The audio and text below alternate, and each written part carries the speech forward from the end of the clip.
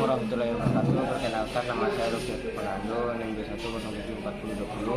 Kali ini saya akan melakukan pengenalan dari komponen transmisi otomatis.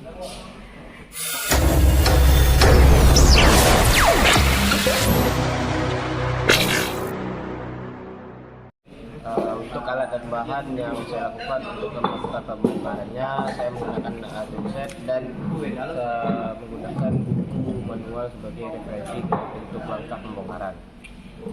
Selanjutnya saya akan melakukan pengenalan dari komponen transmisi otomatis. Komponen transmisi otomatis terdiri dari 3 bagian utama. Yang pertama ada torque converter, dan yang kedua ada planetary gear unit, dan yang ketiga ada hydraulic control unit. Yang pertama ada torque converter yang fungsinya yaitu memperbesar momen, terus sebagai komponen otomatis, dan meredam getaran perpindahan daya sebagai flywheel, dan menggerakkan pompa oli. Torque converter terdiri dari beberapa komponen di dalamnya. Yang pertama ada pump implier. Pump implier ini berfungsi untuk melemparkan fluida ke turbin runner agar turbin runner ikut berputar. Pump implier terdiri dari fan dan guide ring. Guide ring berfungsi untuk membentuk celah yang melancar aliran minyak. Yang kedua, turbin runner berfungsi untuk menerima lemparan fluida dari pump implier dan memutarkan overdrive input shaft transmisi. Selanjutnya ada stator. Stator berfungsi untuk menggerakkan fluida dari turbin runner agar menabrak bagian belakang fan pump implier sehingga memberikan tambahan tenaga pada pump implier. Selanjutnya planetary gear unit berfungsi untuk merubah perbandingan gigi untuk merubah momen dan kecepatan, memungkinkan gerakan mundur dan memungkinkan gigi netral. Selanjutnya yaitu planetary gear unit. Komponen yang pertama ada sun gear. Sun gear merupakan komponen planetary gear unit yang posisinya terletak di tengah pusat susunan gear unit. Seluruh gear pada planetary gear unit ini akan berpusat pada sun gear.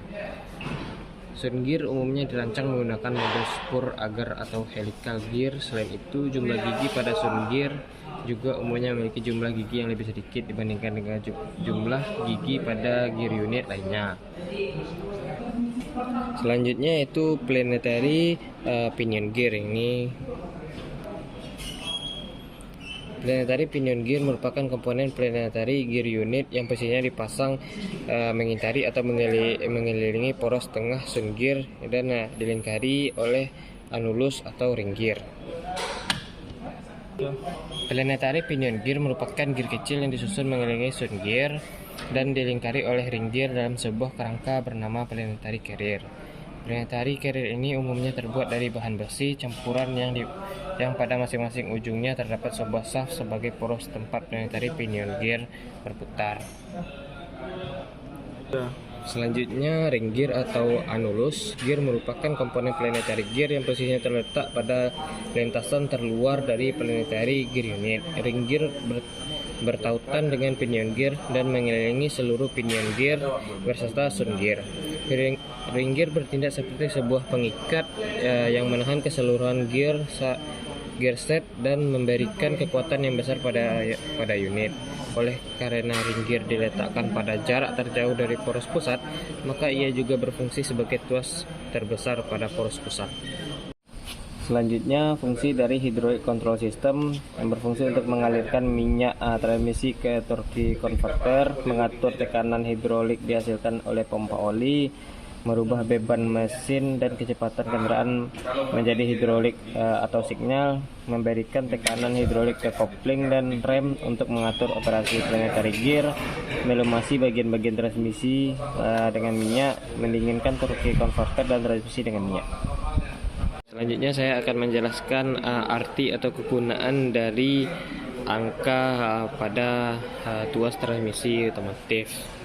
Yang pertama ada P atau parkir adalah posisi untuk kendaraan parkir.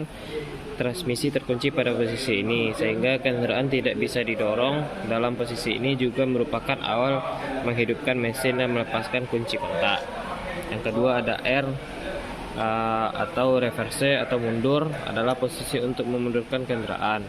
Yang ketiga ada N atau netral, adalah posisi gear netral, hubungan mesin dengan roda dalam keadaan bebas, artinya roda tidak digerakkan lagi oleh gear. Yang keempat ada D atau drift, adalah posisi untuk berjalan menuju pada kondisi normal, posisinya menjadi titik awal untuk menghindari mobil metik, mengendarai mobil metik. Yang kelima ada dua atau S atau second, adalah posisi untuk berjalan maju di medan pegunungan. Posisi ini ada di maksimum gigi kedua yang bisa juga digunakan untuk melakukan engine brake. Yang terakhir ada L atau low, adalah posisi maju pada gigi ke-1, hanya digunakan pada saat berkendara di medan yang menanjak curam.